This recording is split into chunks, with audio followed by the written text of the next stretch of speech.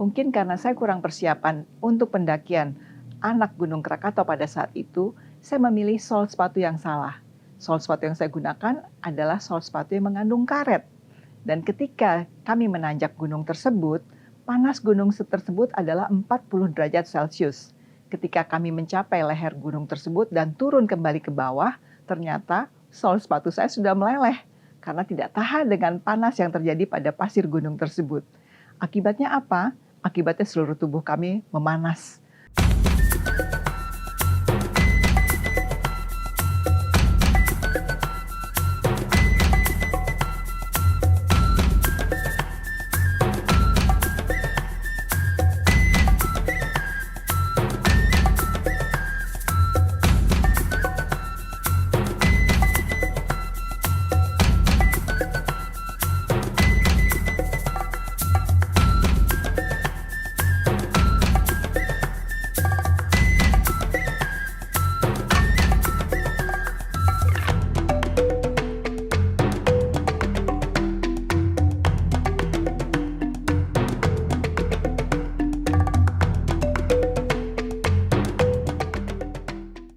Assalamualaikum warahmatullahi wabarakatuh.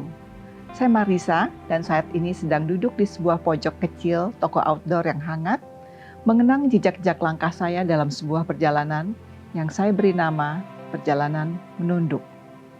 Bukan karena saya lelah atau kalah, tapi karena saya ingin belajar rendah hati dari jalanan-jalanan asing yang tidak pernah menyuruh siapapun untuk sombong.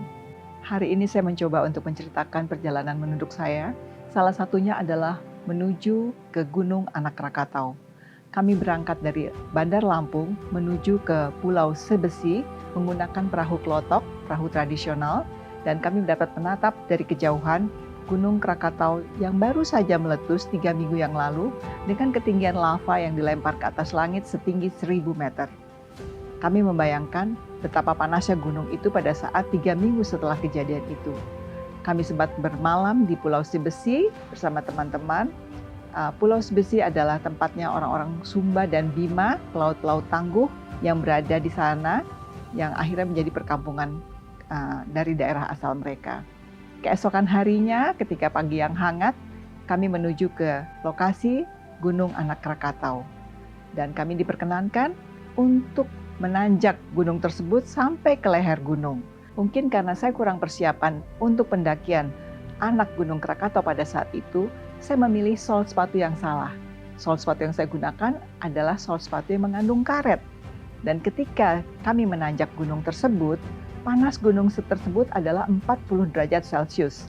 Ketika kami mencapai leher gunung tersebut dan turun kembali ke bawah, ternyata sol sepatu saya sudah meleleh karena tidak tahan dengan panas yang terjadi pada pasir gunung tersebut.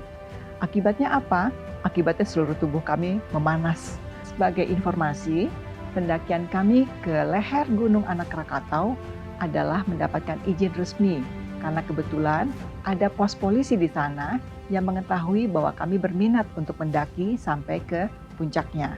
Tapi mereka mengatakan karena baru 3 minggu yang lalu meletus, mengeluarkan lava panas, mereka mengizinkan kami hanya sampai ke leher Gunung Anak Krakatau. Sehingga beberapa orang dari kami, dan jumlahnya mungkin puluhan orang dengan berbagai komunitas yang lain, kami mencapai leher Gunung Anak Krakatau. Pengalaman berharga yang saya rasakan ketika mendaki Gunung Anak Krakatau yang meletus 3 minggu sebelumnya adalah panas yang luar biasa. 40 derajat bukan panas yang main-main. Dan kami akhirnya terjun ke dalam air untuk berenang, mendinginkan tubuh kami, mendinginkan seluruh apapun yang ada kami rasakan. Dan ternyata itu tidak cukup. Ketika kami sampai ke kapal, kami akhirnya memilih pulau-pulau kecil yang ada di sekitar Gunung Anak Krakatau, di antaranya adalah Pulau Umang-Umang, untuk berendam lagi di air yang lebih dingin karena sudah menjauh dari Gunung Anak Krakatau. Pengalaman itu berharga, menyenangkan, dan membuat saya berpikir untuk mendaki kembali, saya harus memikirkan sepatu apa yang harus saya kenakan apabila gunung itu meletus seperti yang terjadi pada tahun 2012 saat itu. Gunung Anak Krakatau adalah termasuk dalam Ring of Fire, Pacific Ring of Fire. Perjalanan-perjalanan saya selalu memberi hikmah bagi saya, atau paling tidak memberikan saya pengetahuan-pengetahuan yang tadinya saya tidak tahu sebelumnya. Dan perjalanan itu akhirnya memberi saya sebuah pengetahuan baru bagaimana harusnya mempersiapkan diri untuk mendaki di gunung-gunung yang memang baru saja meletus. Perjalanan menunduk mengajarkan saya bahwa yang paling berharga bukanlah tempat tujuan, tapi bagaimana kita menapakinya.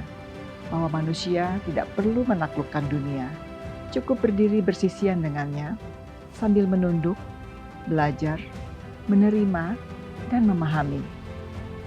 Maka mari terus melangkah, bukan untuk mencari sensasi, tapi untuk mengasah empati dan mengenal diri kita yang sesungguhnya. Saya Marisa, terima kasih sudah menyimak. Wassalamualaikum warahmatullahi wabarakatuh.